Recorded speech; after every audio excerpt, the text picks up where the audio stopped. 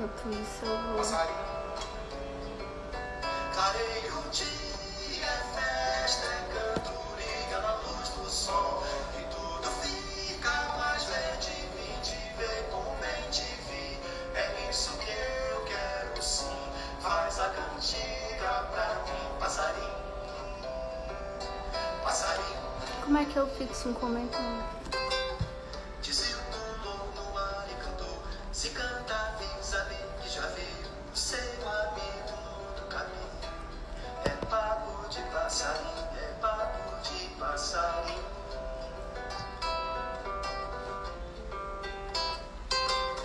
Assim de pé, Olha o Vanildo, assim de pé, Levi. Eita, agora eu tô me sentindo importante. O Levi e o Vanildo na live. Pessoas importantes da nossa região, que a gente admira. Olha a Átila. Vamos chegando, pessoal.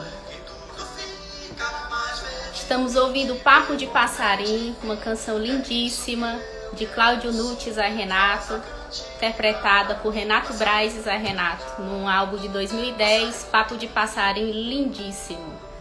Está na playlist da Agrão no Spotify. Confiram lá.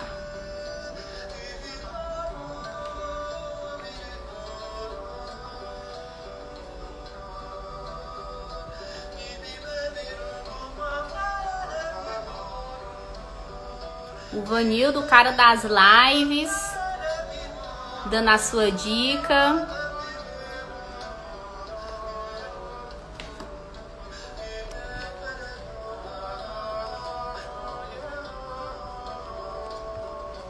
Só colocando aqui o comentário, gente, o nome da live.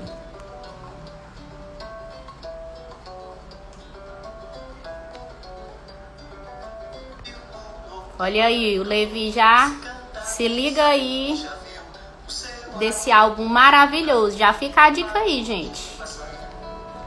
papo de passarinho.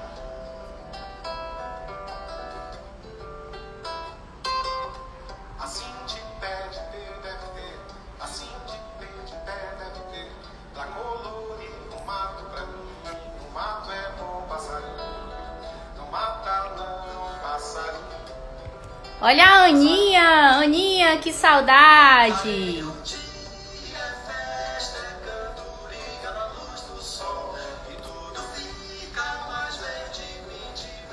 Olha a minha mãe, Iraci. Gente, que maravilha. Ivan, olha aí só gente importante chegando.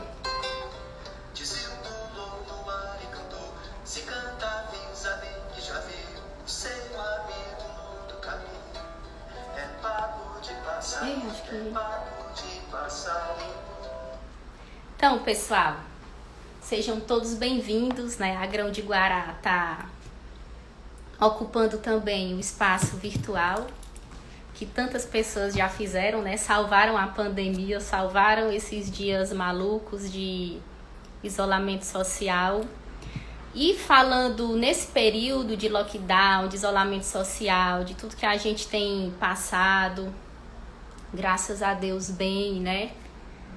A gente pensou em fazer as lives da Grão, e essa primeira mais especificamente baseada num livro que nos alimentou muito durante o lockdown e foi muito bom para nossa cabeça, que é o Cidades Invisíveis, do Ítalo Calvino, que durante aquele período assim mais tenso nós viajamos nas cidades que Marco Polo possivelmente vislumbrou, viu, imaginou. Fica a critério de cada um que lê o livro.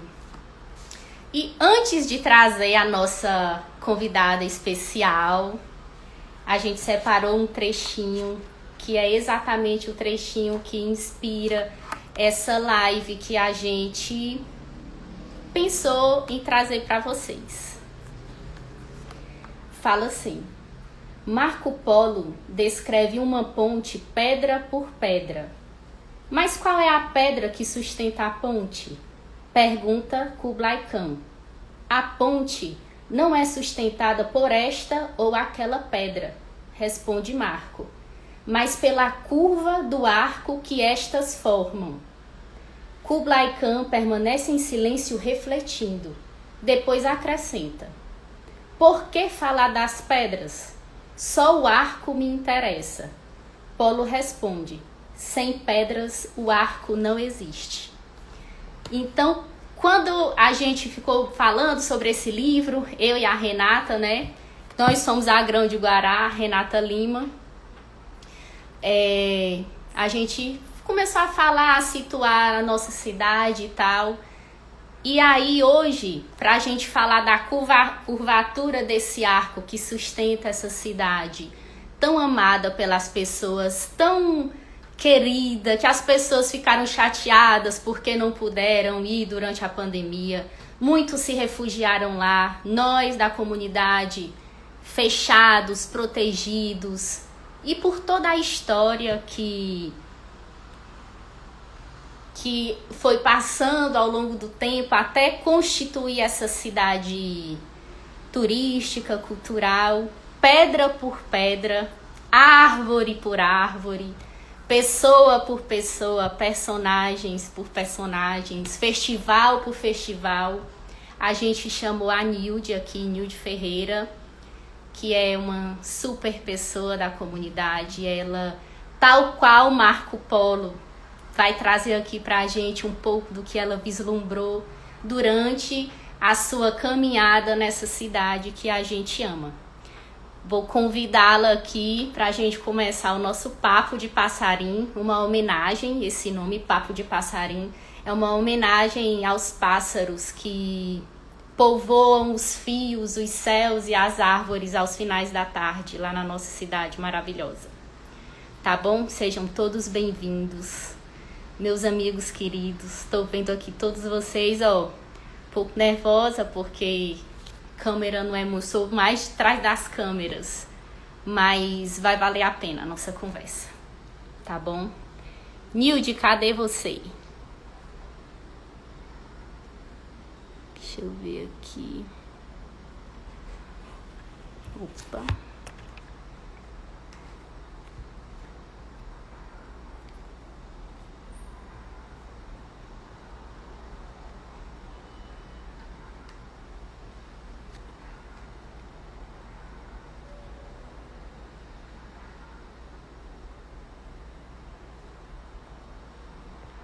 Eu não tô conseguindo,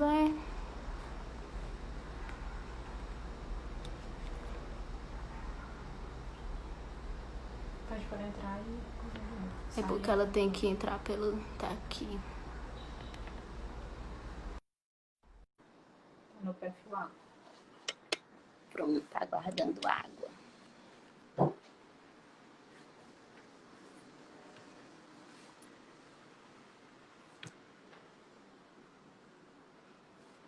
Nilde tá vindo, hein, gente?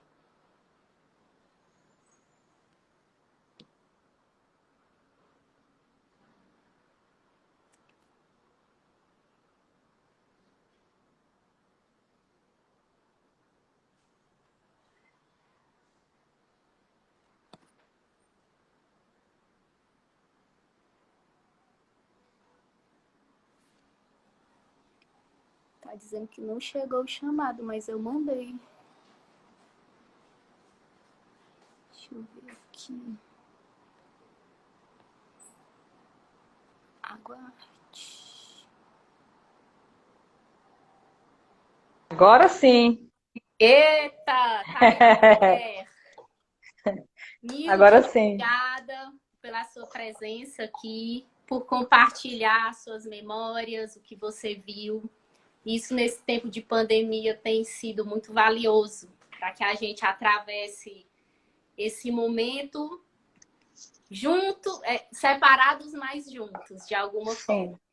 Sim. E aí a palavra está com você, você pode começar traçando essas cidades que você acha interessante serem trazidas e que constituem essa cidade que a gente tem hoje, conhecida nacionalmente, um destino cultural, um destino turístico dos mais visitados do país. Fique à vontade. Tá? Eu quero agradecer o espaço honroso demais, né? Um espaço bonito, inclusive, né? Porque esse diálogo que a Grão abre, falando dessas cidades invisíveis, é uma coisa tão importante para todos nós nos debruçarmos agora sobre os nossos cantos no mundo, né? Sejam quais forem, mas observar, né, o quanto que eles são invisíveis e não podem continuar sendo, porque se eles nos definem, eles precisam ser mais visíveis para que a gente também seja, né? Então, fazer parte, às vezes, começa com reconhecendo os lugares de onde você vem, né? Porque os lugares de onde a gente vem, eles fazem muito do que a gente é, né? Então, esse espaço que vocês estão abrindo na Grão é muito bonito. Espero que esse papo de passarinho se repita com outros passarinhos. É bonito esse nome também, né? Porque papo de passarinho é sempre um canto, né? Passarinho sempre está cantando, mesmo quando fala, a gente ouve o canto, então é um canto para Guaramiranga, e Guaramiranga a gente tem que cantar sempre. Então, assim, para não virar um monólogo, né, uma longa história, eu gostaria de pedir que você fosse me fazendo perguntas, provocações, alguma coisa assim, né, que eu Bom, vou trazendo quando e a gente tal. pensa nessas cidades, eu acho que a primeira cidade que me vem à cabeça é a cidade da zona rural, das Sim. pessoas que trabalhavam, que eram os caseiros, porque eu acho que eu penso que nós de Guaramiranga, nós viemos desse lugar, do sítio, como a É, gente nós, chama, né? nós ainda somos esse lugar, de uma certa Nós ainda forma, né? somos esse lugar. Não tem nada mais rural em Guarabiranga do que o nosso jeito de ser, né? Mesmo quando a gente quer ser descolado e urbano, a gente continua com essa essência de ser do mato, da mata, do roçado de café, enfim. Vamos Como começar bem por aí, definiu a sim. dona Cláudia Cesário, um jeitão serrano. O jeitão serrano, é isso mesmo. E, inclusive, Aline, queria dizer o seguinte: o que eu vou conversar agora não tem compromisso nenhum com a história oficial, certo? Claro. Porque o historiador aqui nessa live está aí ouvindo a gente, que é Levi Jucá, né? Essa pessoa fantástica que está reunindo peças importantíssimas das histórias do maciço de Baturité e da Serra, sobretudo, né? E que faz um trabalho incrível, porque ele nos dá a possibilidade de entender a história como ela aconteceu. Mas o que eu vou falar aqui é uma coisa que não tem lógica cartesiana, é como eu percebo essa cidade invisível que você provoca, né? E também como eu percebo o tanto que essa cidade construiu essa outra cidade que é o que mais se vê, que é o que se vê de mais longe, né? Que é como se fosse uma cidade que está em casa e a outra que sai para a rua e se arruma mais, e bota mais brinco e mais batom e etc, né? Mas as duas são a mesma cidade, né? Então vamos começar mesmo por aí, pensando sobre esse lugar que era a Guaramiranga rural, que é por onde a gente começa. E nessa Guaramiranga rural, pensar na Guaramiranga rural, da mata, da floresta, que isso não está desvinculado, né? Ser rural em Guaramiranga está dentro da Mata Atlântica também. E aí, nisso, eu sempre penso no papel que o Sítio Arábia teve nessa construção dessa cidade cultural, né? Que a conversa da gente hoje é sobre essa cidade cultural, como é que vem se construindo, né? Então, a Arábia, o Sítio Arábia, né, com toda aquela região que faz a Arábia ali, o Bom Retiro, salva-vidas, né? Mas os sítios ali em torno, todas essas comunidades, elas se tornavam uma grande comunidade quando se tratava de celebrar as colheitas, né? Então, é daí que eu começo a enxergar, né, em toda a história que eu conheço de Guaramiranga, em tudo que eu já ouvi, e onde eu estabeleci as referências para compreender por que Guaramiranga é a cidade como é. Esse lugar, o Sítio Arábia, ele parecia assim um aglutinador, um catalisador dessas coisas culturais, né? Então era um lugar que tinha uma comunidade de moradores, cuja maioria veio do sertão, vinha com os patrões que tinham sítios no sertão, fazendas no sertão, e eles eram trazidos para morar na serra, para trabalhar nos sistemas produtivos daqueles sítios, né?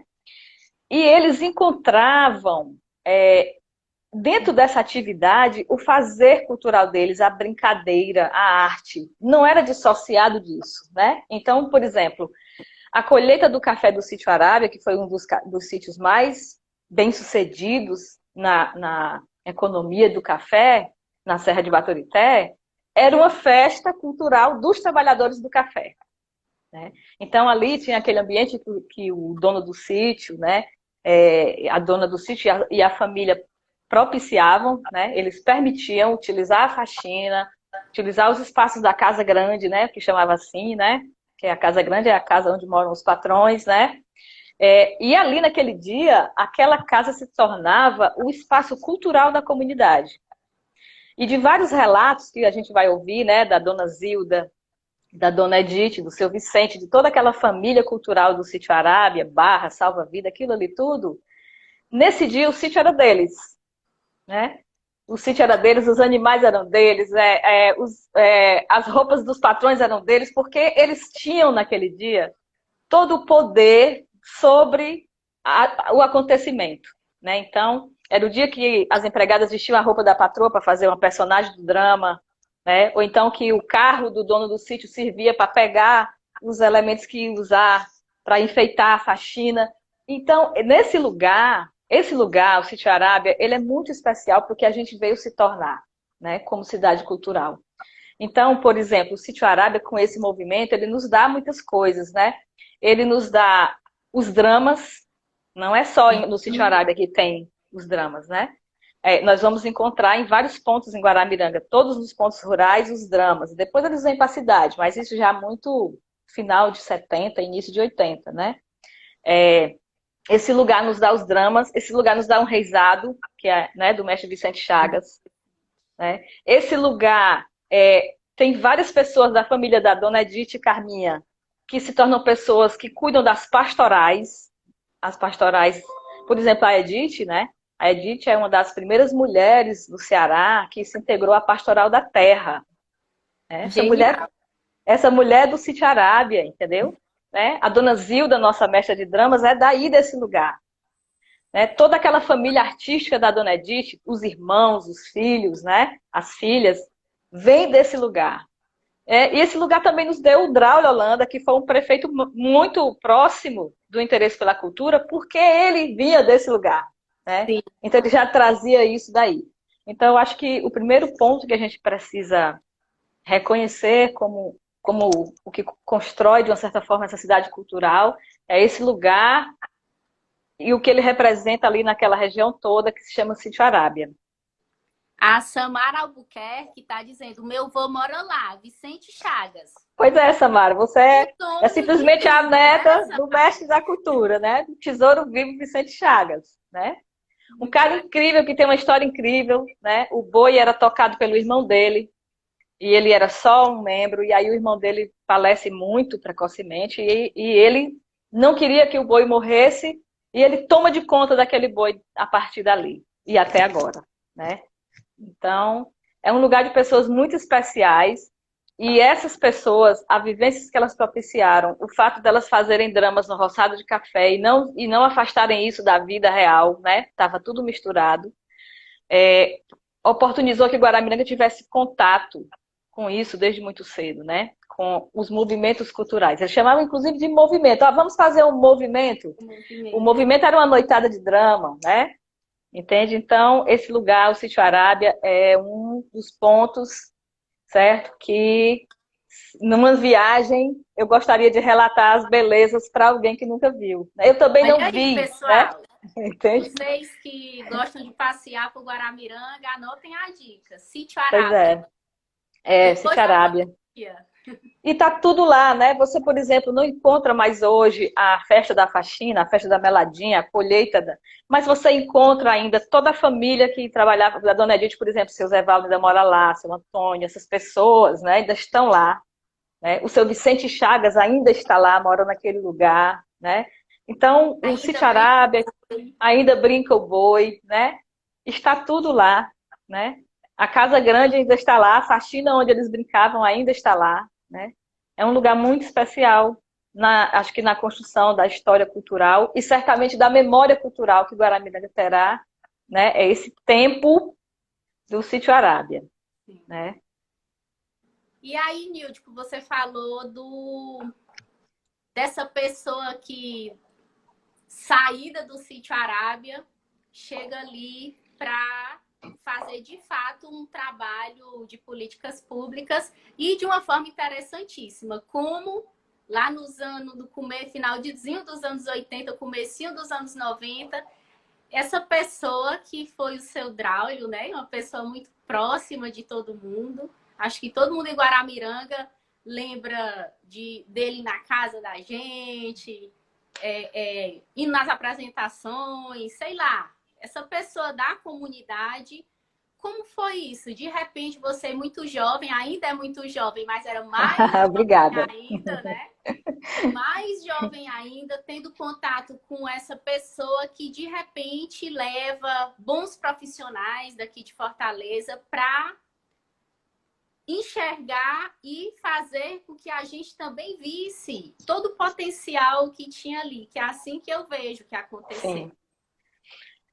O Draulio, ele vai ser uma pessoa que estará em todas as conversas que a gente tiver sobre Guaramiranga, porque né, ele foi realmente uma pessoa incrível, né? Então, assim, como pessoa incrível, ele foi um excelente gestor público, mas ele é primeiro uma pessoa incrível, né? Então, eu penso o seguinte sobre o Draulio, né? O Draulio, ele quis botar uma luz sobre essa cidade invisível, né? Sim. Entende? Então, por exemplo, eu vou voltar um pouco assim. Outro movimento que eu enxergo, e aí eu vou chegar no Draulio, porque que eu digo que ele botou uma luz nessa cidade invisível e foi onde ele foi genial, né? Porque ele era genial, ele era genial.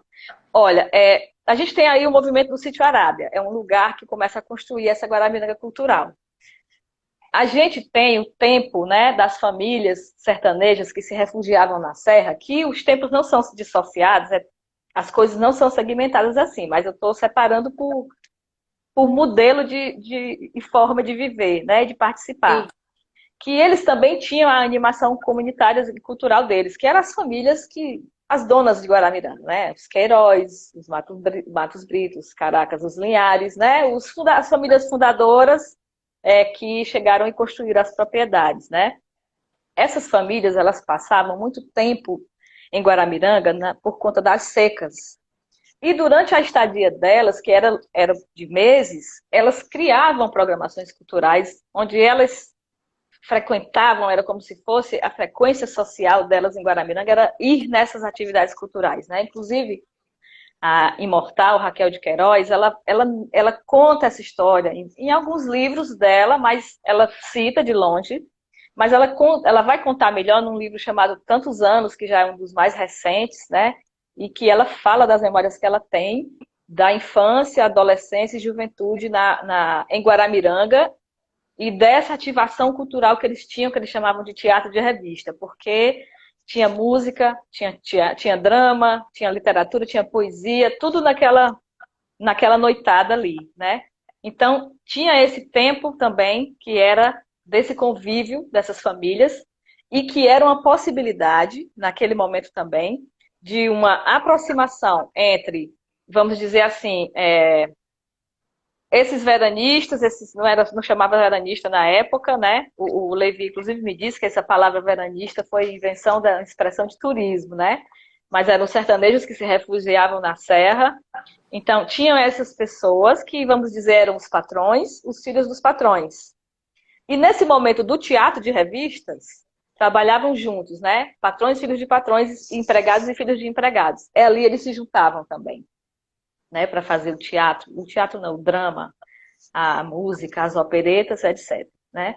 Então, esse é outro movimento que acontece em Guaramiranga, que é um movimento que também vai lançar alguma semente para essa cidade cultural que a gente é hoje. Né? O gosto dessas famílias fundadoras tradicionais pelas artes e pela cultura. Né? Assim, quem teve a oportunidade de conhecer o Major Hugo sabe muito bem que ele era aquele guardião de histórias culturais, incentivador, né?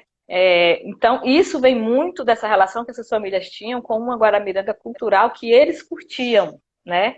Na estadia que eles passavam lá. Né? Então, vem aí, quando é em 78, né? Eu estou falando isso tudo para chegar na pergunta que você me fez sobre o Braulio. Em 78, o próprio Major Hugo foi um dos líderes de criação do Festival das Flores de Guaramiranga, né? Então, que é outro componente da construção dessa cidade cultural, né? O que foi esse festival? Esse festival foi uma ideia para tirar os produtores agrícolas da Serra de uma crise enorme que eles tinham entrado e não estavam saindo pelo fim da produção do café, né? Eles eram um sucesso, eles ficavam ricos, compravam terras, desculpa, aqui apertando os botões errados.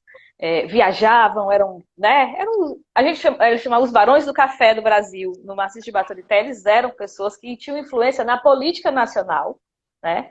Guaramiranga teve um vice-presidente, né, José Linhares, porque eles eram os produtores de café. E, de repente, isso desaparece, né? Essa produção do café acaba. E aí, o que acontece com isso? Os produtores que queriam continuar na serra têm uma ideia de transformar, ao invés de café, começar a plantar flores, né? E aí começa essa ideia. E da cabeça do Major Hugo, com os outros que pensaram isso, obviamente com ele na época, eles pensaram que para ser o lugar de vender flores, estava associada a essa imagem de Cidade das Flores e criaram o Festival das Flores. Isso em 78, né? Então, Cidade das Flores, a gente pode vem junto dizer disso. que veio Vem junto daí, disso. né? Vem junto disso. É um codinome, tem vários, né? Cada época a gente bota um, né? Teve um que queriam que pegasse, não pegou nunca, Suíça Cearense. Não, graças a Deus nunca pegou, né? Porque, não, graças a Deus.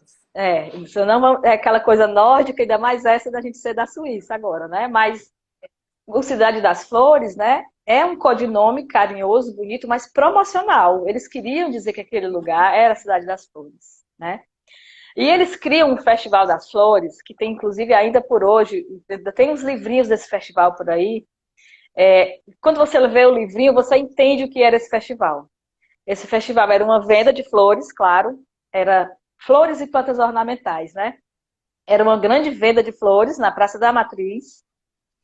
E o conteúdo cultural era muito fortemente feito pelos alunos e alunas de um lugar maravilhoso chamado Colégio Júlio Holanda, que é outra coisa que constrói essa Guaramiranga cultural que a gente tem hoje. Um Colégio Júlio Holanda do tempo de duas pessoas chamadas Frei Natal e Dona Fernanda Matos Brito, certo? Né? E assim, são pessoas que eu acho que estão na memória afetiva de muitas pessoas em Guaramiranga porque foram alunos dessas pessoas. Tipo, eu não lembro dessas pessoas, mas são Não pessoas familiares por conta da minha mãe, que estudou Exatamente. no colégio e aí a gente vai crescendo ouvindo, né? Sua mãe, a Amélia, né? E toda essa geração de Iraci, Amélia e para trás, né? Teve a oportunidade de estudar nesse lugar que, assim, né? Quando a gente olha para esse lugar, assim, tal qual o Marco Polo, né? Se a gente olhar bem direitinho, prestando muita atenção em cada pontezinha desse lugar, o Colégio Júlio Holanda era uma escola que trabalhava arte e cultura em todas as datas. Entende? A educação, né, era uma educação que não tinha essa exigência por lei, não tinha nada disso nas leis ainda. Não era obrigado a ensinar arte e não tinha discussão política sobre cultura nas escolas. Mas esse colégio, ele tinha várias datas comemorativas, fazia parte da pedagogia desse colégio, né?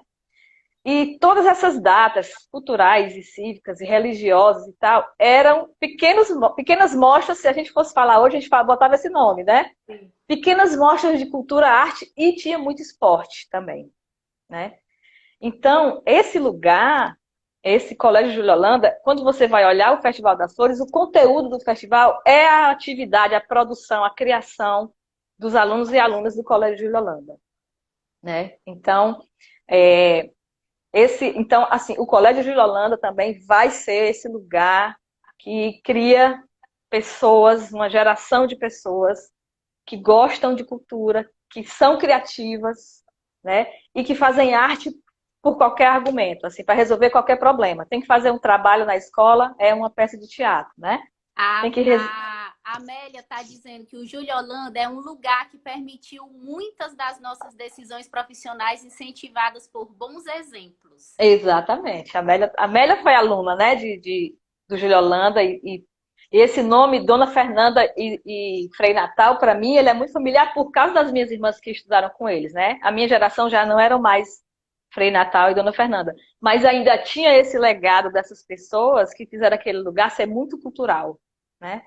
Então, é, é tão legal, né, a gente ficar falando sobre isso, porque a gente começa a fazer sentido, né? Ah, então Guaramiranga não começou no festival de teatro? Claro que não, né? Claro que não. Jamais daria tão certo se não tivesse tanta coisa construída antes disso, né? E aí, né, eu chego, tem esse festival em 78, depois em 84 tem o Grupo Cangalha, Sim. né? Eu estou colocando aqui as peças que eu enxergo Claro.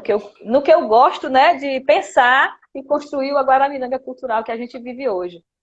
Eu gosto de pensar e assim, estudo esses pontos da nossa história para observar o que, então, contemporaneamente, a gente precisa observar para continuar construindo essa cidade cultural, né? Mas então, em 84, vem o Grupo Cangalha. E se até então o movimento cultural em Guaramiranga era uma coisa mais de vivência, né? Fazia-se mais para viver aquilo, para viver a arte, a brincadeira, o Cangalha vem trazendo isso para um lugar que é mais de exibição, falando em arte, né? Não é mais brincadeira, é arte, né? É, o teatro vem ocupar um papel de denúncia social, né? Outro dia, conversando com a Ana Ferreira, numa live no Dia Nacional das Artes, né? Eu Ela vi. disse uma coisa muito engraçada. Ela disse que ela era procurada na rua pelas pessoas, e as pessoas diziam: ah, tem um problema na minha rua, Ana, por favor, bota numa peça. Então, a peça de teatro, né, do Cangalha era o veículo de comunicação, de reivindicação da população, né? Então, tem isso, tem esse movimento que o Cangalha cria, né, que nasce muito sustentado em outras coisas também, que fazem parte disso tudo, que é o próprio grupo de dramas da Dona Zilda, né, que a maioria das pessoas de Guaramiranga passava por esse grupo de dramas, porque fazia parte do complemento da formação da gente alguma arte, né? Então, era do pensamento dos nossos pais. Além da escola, tivesse alguma coisa na arte, né? Ou numa pastoral de igreja, com teatro, com alguma coisa, com música, aliás, e dramas, porque eles achavam que isso desasnava, né? Tem essa expressão para desasnar. Então, isso tudo vem aí junto com Cangalha, a Dona Zilda com os dramas dela, a escolinha de Dona Zetinha, que é outra coisa, entendeu? Que não pode nunca ser esquecida de Cada ponto desse como. é outra live. Não, e eu não vou, eu tô me esquecendo que a gente tem um tempo não, viu? Tá, vou ter até um relógio aqui bem pertinho de mim, porque é muita conversa, né? Mas já tô afunilando para, né, arredondar. Eu tô querendo só fazer igual o Draulio fez, só que ele fez no real. Eu tô falando aqui só na palavra, botando luz sobre coisas que a gente não pode esquecer, que foram degraus na construção dessa cidade Sim. cultural que a gente tem hoje, né? Nilde, o Levi Sim. está aqui falando que com certeza só a história e a memória de cada um permitem esse precioso retrospecto. Então aí, Oh, né? Levi. Graças a Deus, o historiador tá legal nossa live. Levi, vamos estar encomendado aqui na live da Grande Guará para a gente construir esse livro, que tal? Com esses. Que aí você vai saber fazer isso muito bem, né? Com essa história que não está contada nos livros oficiais, né? Da história. Entende? Então, a escola de Dona Zetinha era uma escola de ensinar a escrever, assim, pelo que eu me lembro muito rapidamente, porque eu me lembro mais é que era uma escola que ensinava teatro e dança. A gente ia para lá, passava teatro, não chamava teatro, chamava drama, né? Passava o dia dentro dessa escola ensaiando dança e fazendo paródia e aprendendo a dançar todas as danças contemporâneas. Essa palavra a gente não usava na época, né? As danças modernas, né? Fazendo dramas, noitadas de dramas fantásticas em todas as datas da cidade. Essa mulher fazia um carnaval. né? Ela tinha na escola dela fazer vários blocos de carnaval, que eu ainda tenho lembranças assim, né? Os blocos de carnaval na Rua de Guaramiranga, todos organizados por ela. Ela criava os vários blocos para ela poder ter um desfile de carnaval. E aí a cidade tinha um desfile de carnaval, né?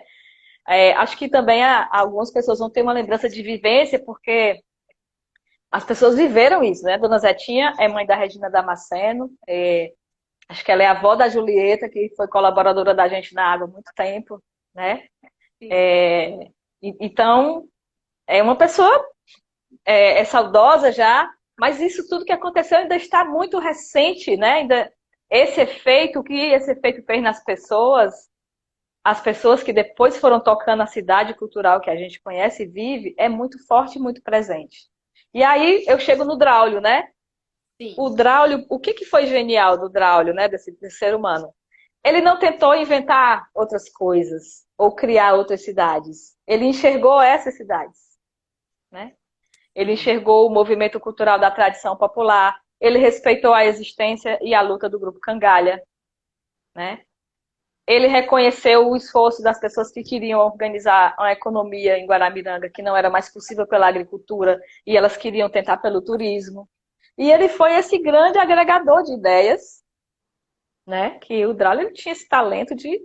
Ele não tinha necessidade de ser autor de coisa nenhuma, né? Ele era o grande agregador de ideias, entende? Ele era um maestro, né? O Draulio, como prefeito de Guaramiranga, era o grande maestro da cidade, né? Fazendo lá a regência dele para tudo ficar afinadinho. Então, ele enxergou essa cidade. E quando ele teve a oportunidade de gerenciar a política pública, ele deixou a política pública ser favorável a essa ambiência que Guaramiranga já é. Né? Nenhuma política pública, por melhor que seja, constrói isso, né? Isso se constrói na vida, né? Você ter uma cidade cultural, ser uma cidade cultural, e ter pessoas que gostam de arte e leem muito, isso se constrói na vida. Agora, a política pública favorece, fortalece, Sim. amplia essas possibilidades, né? E aí é isso, e é aí que chegamos no Draulio, né? Ele enxerga isso tudo. Ele tira essas cidades invisíveis, né? E traz um pouco mais para a visibilidade. Não, e ele traz mesmo para a visibilidade, porque eu lembro que não tinha nem água ainda, era só o coral infantil. E eu tenho uma lembrança muito forte disso, eu bem pequenininha cantando no coral, numa apresentação lá na Macro. E quando a gente vê o seu Drive na primeira fila, aplaudindo o coral infantil, sendo só a plateia, entendeu? Porque na Macro, claro, ele não representava nada lá na apresentação. Então ele era muito... E quantas vezes o seu Vicente, o mestre Vicente, fala muito que ia pro Teatro José de Alencar, ele ia, levava no carro, então era uma pessoa muito presente, né? Era. O Draulio, a gente botava ele de produtor nas coisas que a gente fazia, né?